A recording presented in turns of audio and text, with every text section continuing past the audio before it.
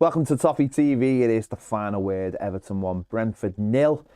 A perfect end to a perfect week, Jack, which saw Everton get 9 points out of 9 and secure its Premier League status for next season. The last season at Goodison Park will be in the Premier League. Huge news. Yeah, massive, and I think to an extent we'd almost all forgot that going into this week we'd been looking at this game as sort of the big one, because obviously we had the derby, and given our recent results in that fixture, we weren't the most optimistic about winning it. And we were often saying, yeah, 4 points over these two games would be great. Looking at the Brentford one as the one we really need to win. We came into it on, such a cloud nine, because we got those 3 points in the derby, and it was a point makes us safe here, really, because they'd have to win all of their games, we'd have to lose all of our games, and the goal difference have to take a hit, so a point makes us safe. So, we came into it with a level of stress-free that we haven't had going into a game in God knows how long. I must admit, I didn't go into it stress-free. I went into it with a little bit of a level of anxiety because it was so close. Let me be clear, sorry, when I say stress-free, no Everton game stress-free. No. The stressest-free an Everton game has been. No, but I actually did feel anxiety a little bit because it felt so close. I just wanted to get over that line. I just wanted to have it all done. Didn't want it to drag, even though it was so close. I didn't want it to drag on to Friday. Didn't want it to drag on to the following Saturday.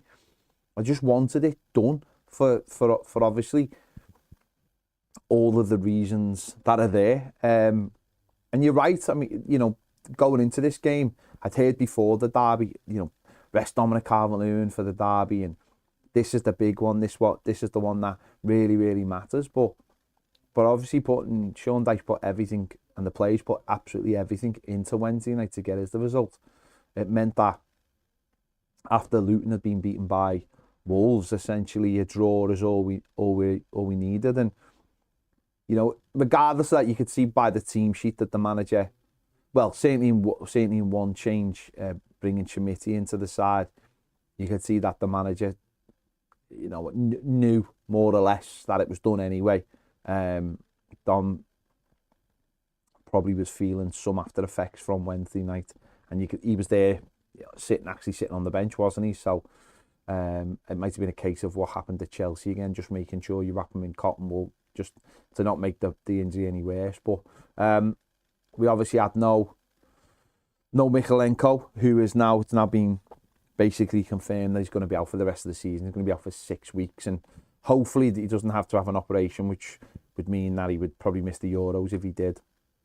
They're going to let that settle and see if he can get it back.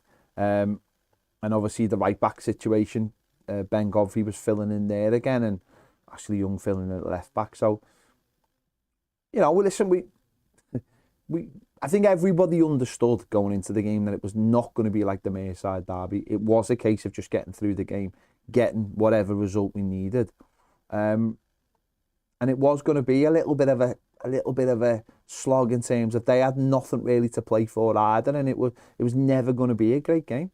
No, it wasn't, and it showed clearly, didn't it? No shots on target in the first half. A dull game overall, but we'll take those. We'll take those every week, especially with our circumstances. We know our manager's not concerned about how things look. He's bothered about results, and certainly at times there've been periods where we've looked at this manager and asked him to be a bit more adventurous. But I think with the results in recent weeks, he certainly has earned that level of trust back from the fans, where the fans are willing to go with what the manager wants to do. That doesn't mean we can't ask for certain improvements in certain regards where we think we can be better.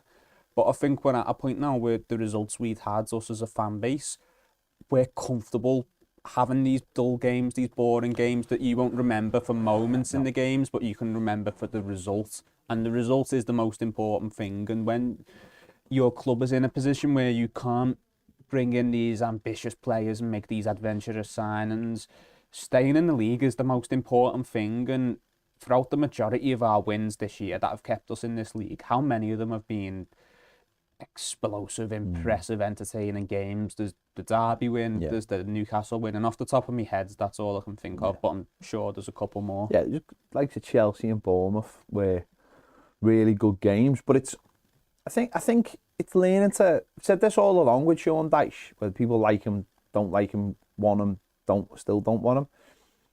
It's about winning ugly. If you lose a lot of games or you don't win for a while, people will question the whole thing because they can't see the wood for the trees. You're not winning games, but you're not playing well. It's difficult.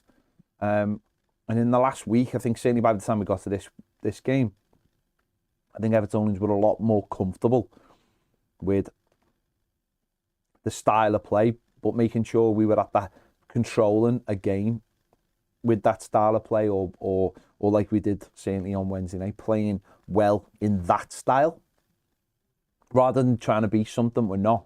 Just be the best of what we can be in that, and we've seen that this week. I think so.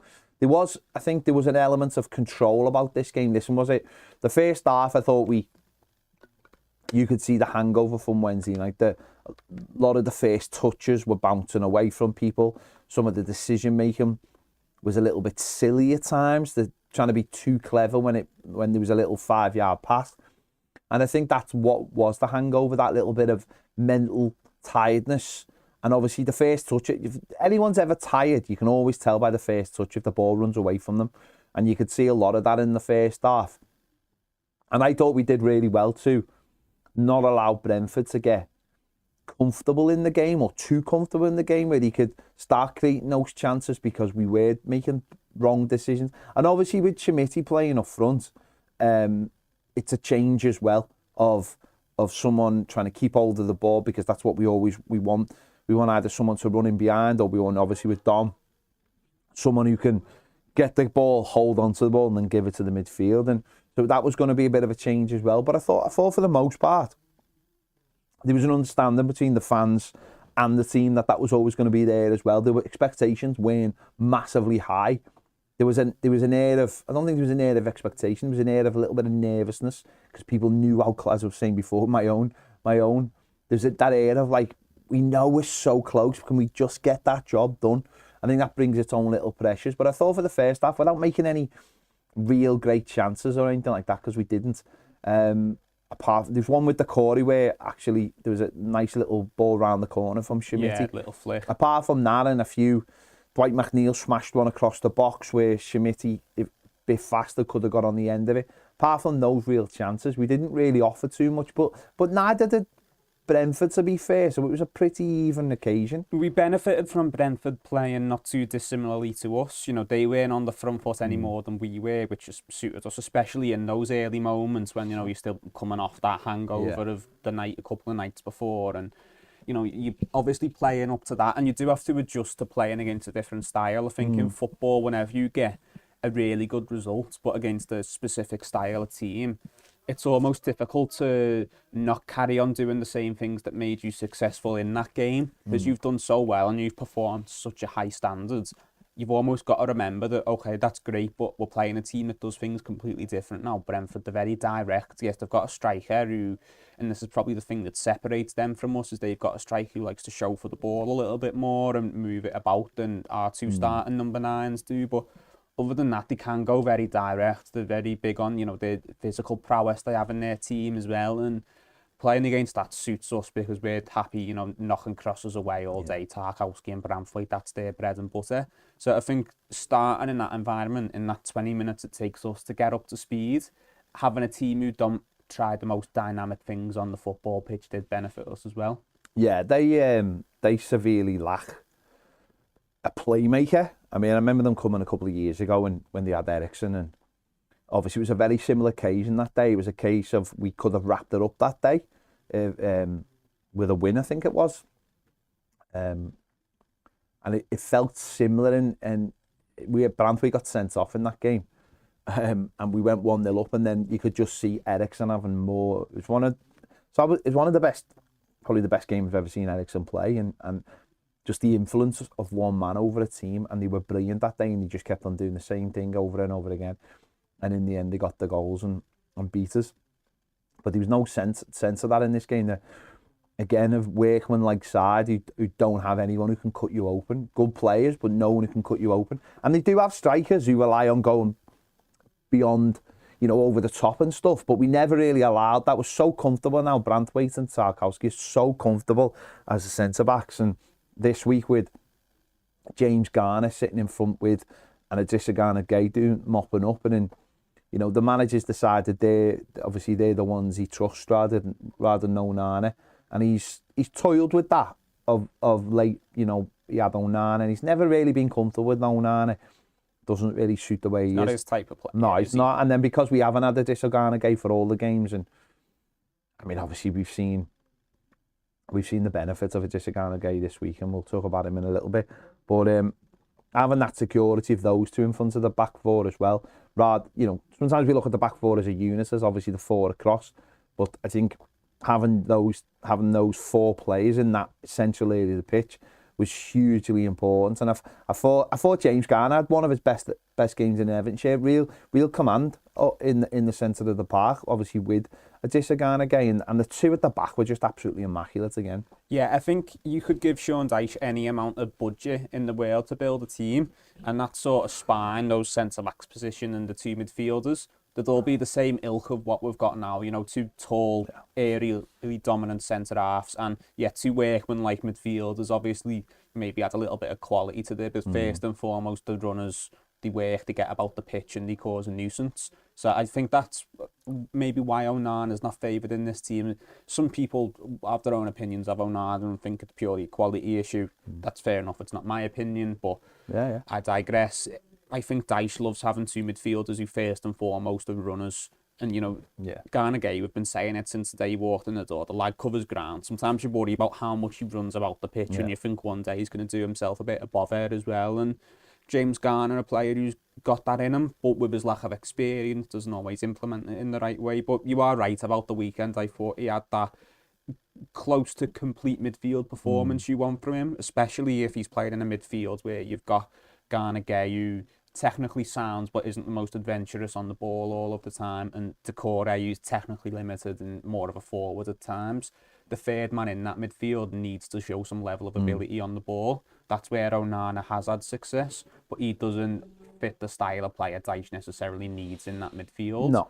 Garner can do what Dyche needs from his midfielder, and hopefully on more occasions, not just at the weekend, he can add that level of on-the-ball ability as well to give us that outball, give us that switch across the field. I think, and then, you know, obviously we got in at half-time, 0-0, and I think that's, for me, I was thinking just get in at half-time, just get in 0-0, and we'll make whatever adjustments, small adjustments we need to make. And really, come out second half, and I think the only adjustment we really made is we just ramped it up a little bit. We were just like, right, this is your last 45 minutes. You know, this is your chance to put this to bed one way or another.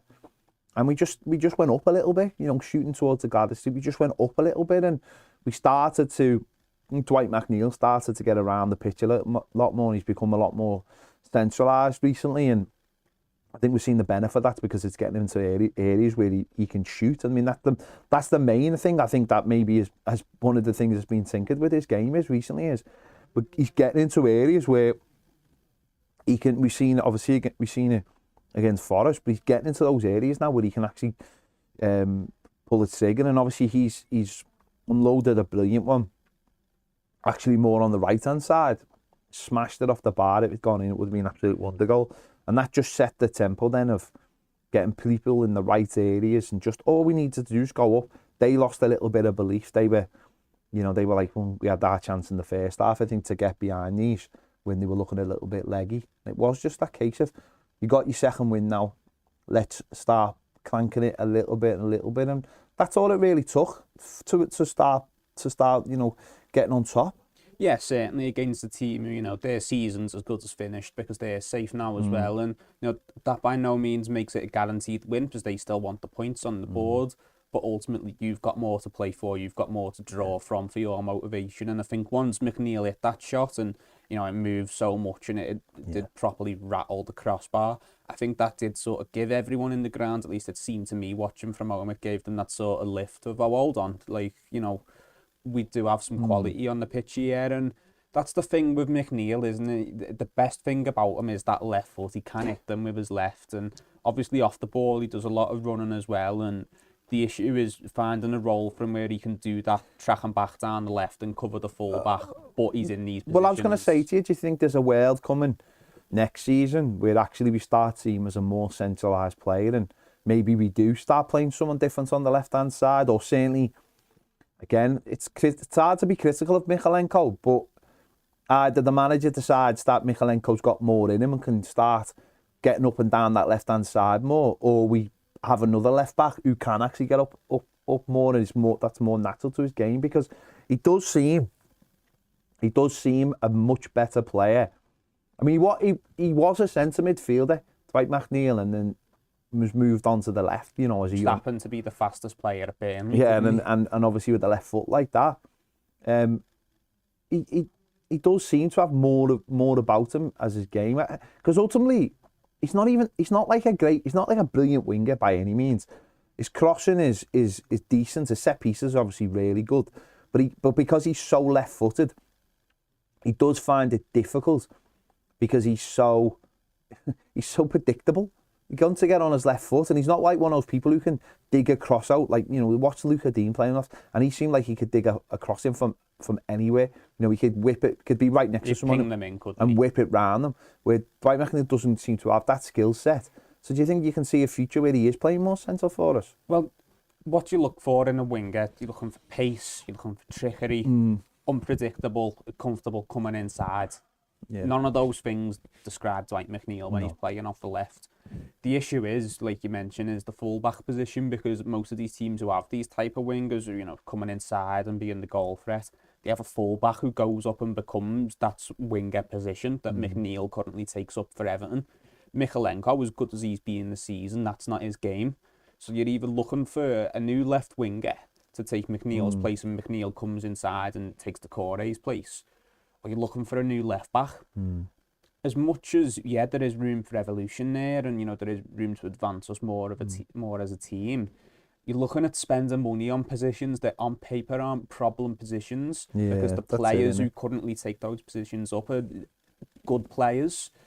They're just not in their most preferred roles, asking them to do what they do in this team. You know, Mykolenko, he's not comfortable getting forward as much as other left backs in the league. McNeil doesn't like coming inside. He likes picking up the ball in in central areas, or even off the right, so he can come in off his left foot, but not as a right winger, because he then has to use his right foot, which he can't. So I think it's more likely we try and design this auxiliary role for McNeil where he's the combination of a left winger and a 10, and maybe if Corey comes off the team, or at least his role changes, one of the midfielders becomes the left winger of sorts at times, and them and McNeil can interchange their positions maybe. I think long term it'd make sense to recruit for one of those positions, whether it be left back or left winger, and then have McNeil as your 10, but just with the money situation, I think we'll see a half and half of it.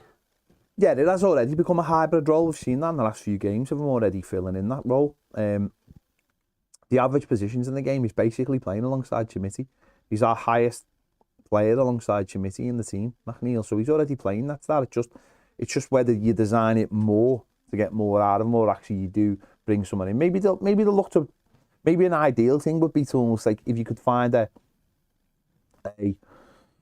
left midfielder who could also play left back and has got that ability to get up and down. I mean, we need one anyway. It's not like we don't need one anyway. We've got one left winger and one left back. So to have another player that you could put in there to play in both positions would be an ideal bit of recruitment in the summer, because we'll need one anyway. So, but we did take the lead. We got the lead through a Gueye again. It felt like it was coming. It was we recycled the corner. Dinked in. I think Harrison got it. Harrison put it in at the back post. Branthwaite went for it, and it just came out to a Gueye, who, to be fair, it looks like an easy one, but he's coming onto it quite fast, and he put it absolute top corner.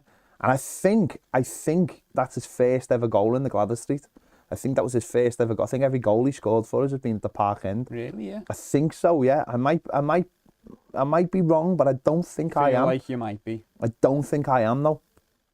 I don't think I'm wrong in that, but listen, I've said it now. People will tell me if I am or not. The Twitter will tell you. Yeah, everyone will tell me. They love telling me. And that just got everyone going. And it was, I mean, number one, I mean, the VAR check again. I mean, we had one the other night, and then we had, it's funny after what Forrest said, but we had another VAR check. I couldn't see anything at the time. And seeing it, I mean, I think it was on Match of the Day, and they didn't even show the VAR check.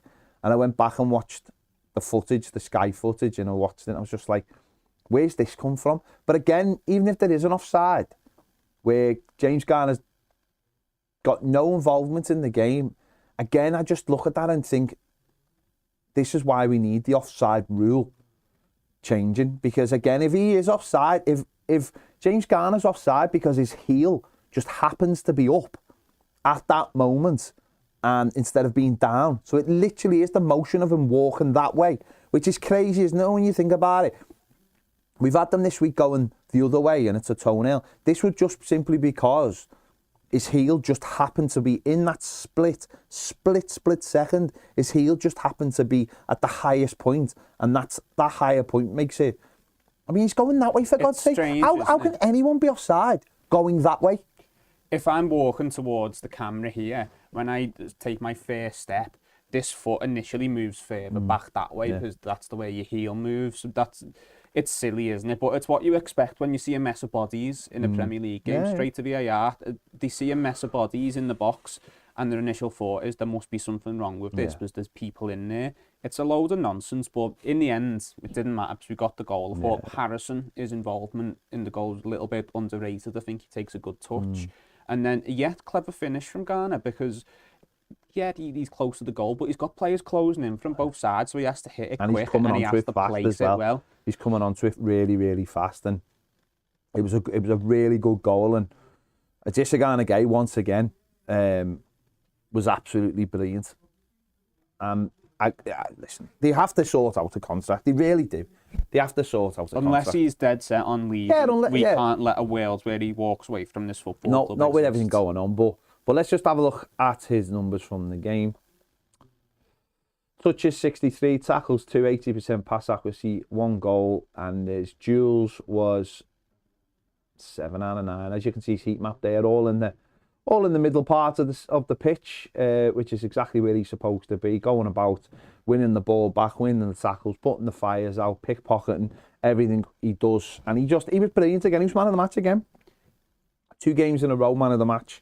And he's so important. He's so important to this Everton team, and has been a big reason this week why we've got over the line.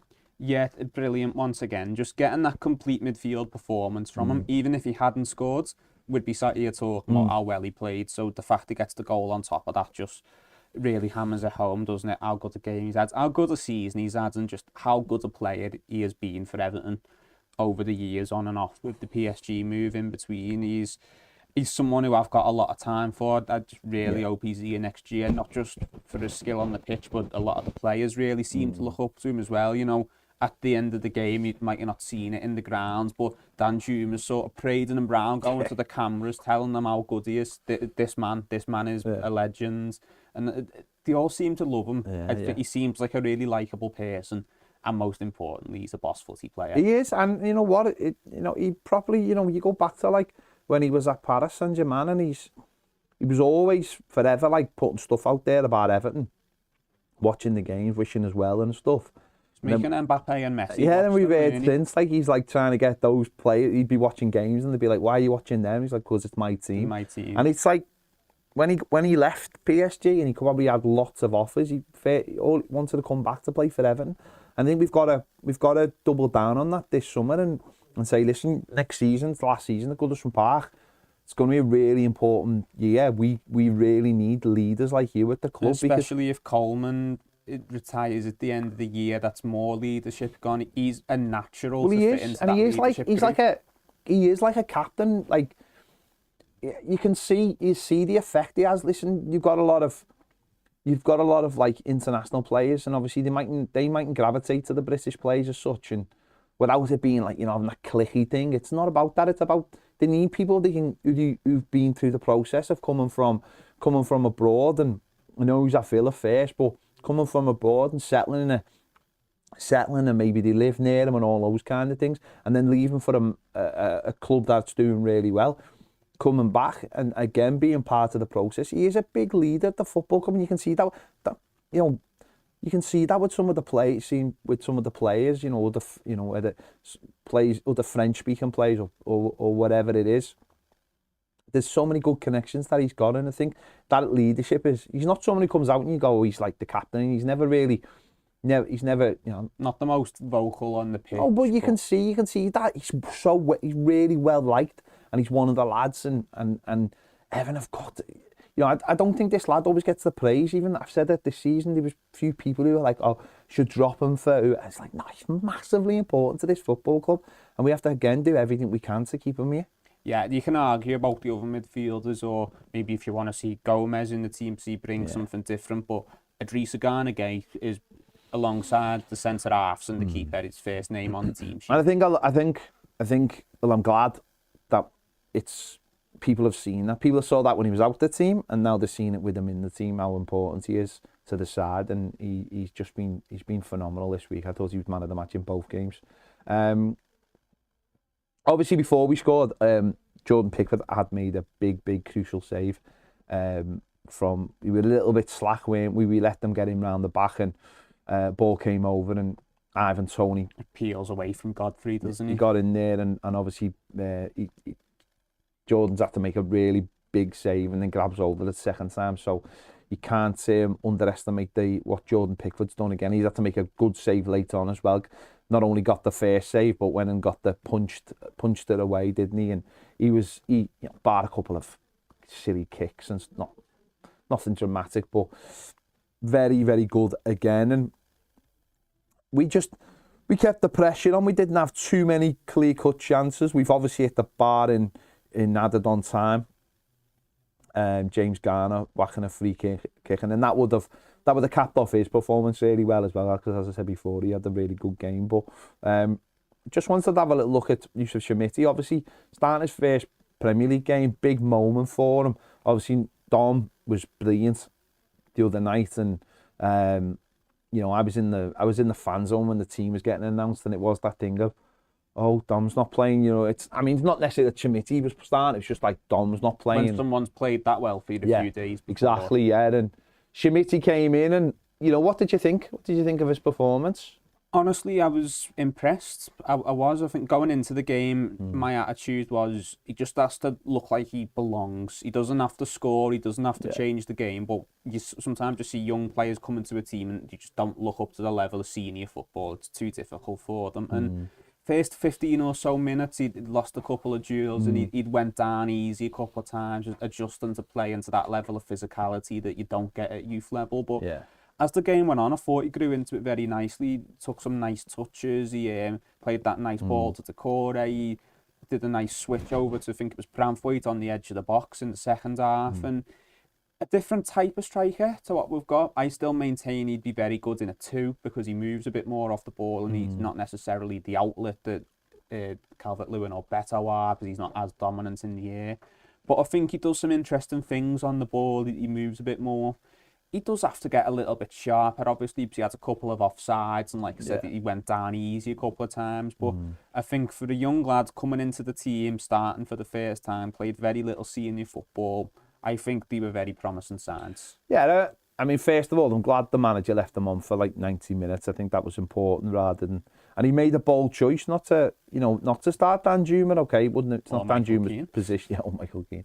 Not Dan Juma's position as such, but I think, as we said before, the manager saw, you know, the kind of game it was going to be, and maybe he needed that level of energy playing up front rather than... I mean, Dom, as I said, probably couldn't have played, but you know, he needed that little bit more energy up front, with knowing that the rest of the team may be feeling a little bit fatigued for the first half an hour or so. And I think when I was in the game, I might have been a bit more critical of him. I was a little bit, you know, because you've got the anxiety of the game and you want everything to stick.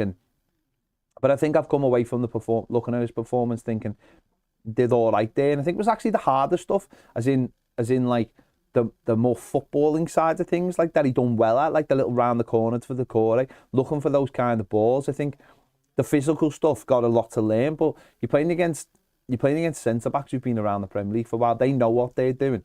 It's not necessarily in this day and age, as a centre-forward, the skill of holding the ball up isn't necessarily the first thing they learn as centre-forward. Like, you look at a lot of centre-forwards in the Premier League, it's not necessarily the first thing they learn. Centre-forwards now are looking to go towards the goal, not to have their back towards the goal. It's not, and when you've seen like things that he did before he joined Everton, and you can say the same for Beto in many ways. It's picking the ball up and going towards the goal. So having to play that way is difficult, is different for him. It is part of English football that maybe it wasn't part of in Portugal, and that's where it does become a little bit more difficult for him. So, and that's something you only really learn when you're playing football and you're playing. It comes with experience, doesn't it? You don't get that physical side at kids level because you're playing against kids that've not got. And he'll be physically bigger than a lot of the people he plays against, and I think you know, he will learn. You'll have to learn that side of the game. And I just, again, things like first touch, things like just time in your headers. Yeah, time in those runs, time in those headers, all that. You have to figure out who you're up against. It doesn't come straight away. You know, a lot of people raving about Ellis Sims this season, but we saw him last season playing the Premier League, start some games, and he looked miles off too, not knowing when to make the runs, not being able to hold it up.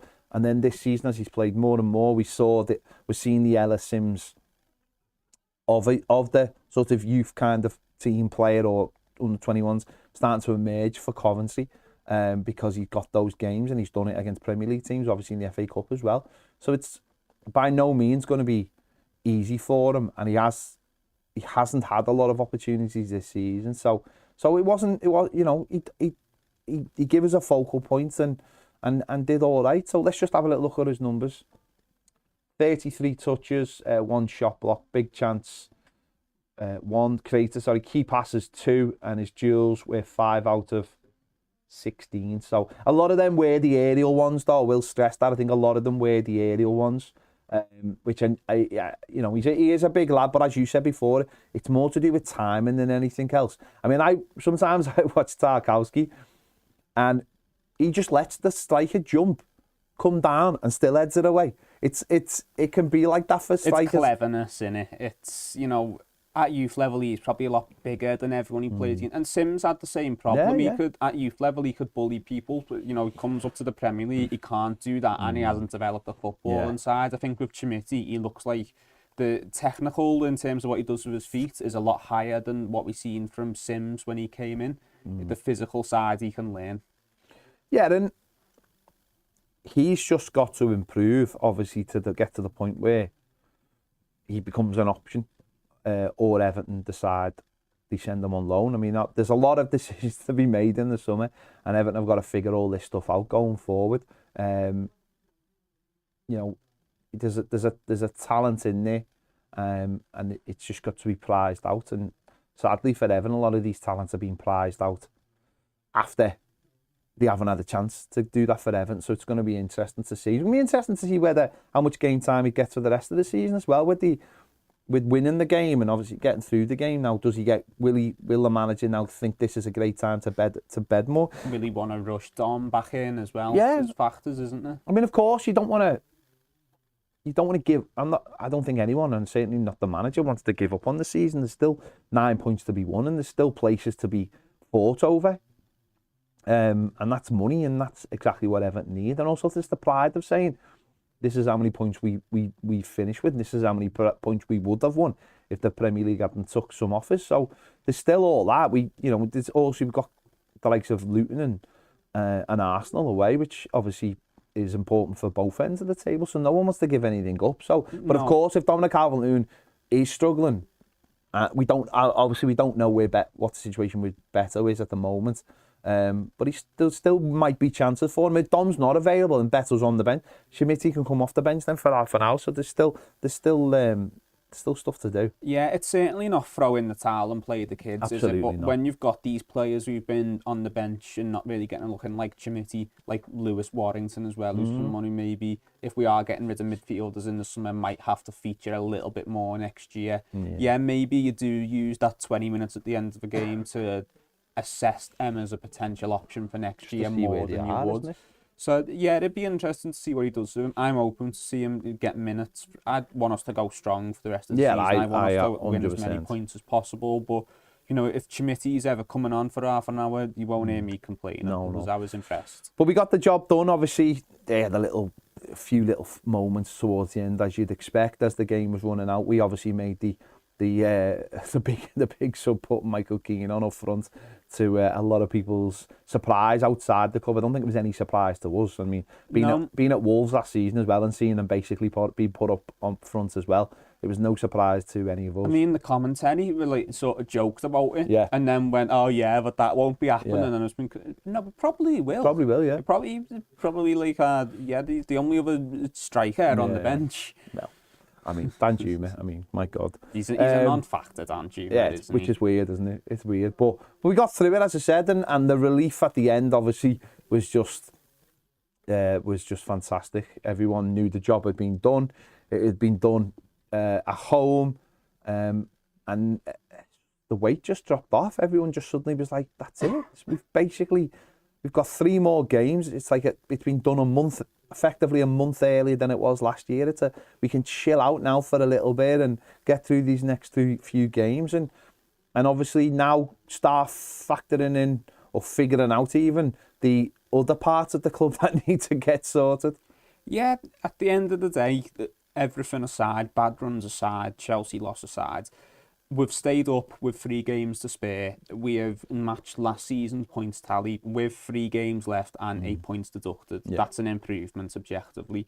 For all the things we've criticised this manager for, which, you know, we can still stand by if we believed in it at the time. We don't have to change our minds now because the manager's clearly made changes as well. Absolutely. But ultimately, yeah, there's been some bad spells through this year, but when you judge it as a whole body of work, the manager, I think, has done a good job. The players have done a good job, and we've achieved our goals, which at the start of the year, we wanted to be lower mid-table, avoid trouble, realistically.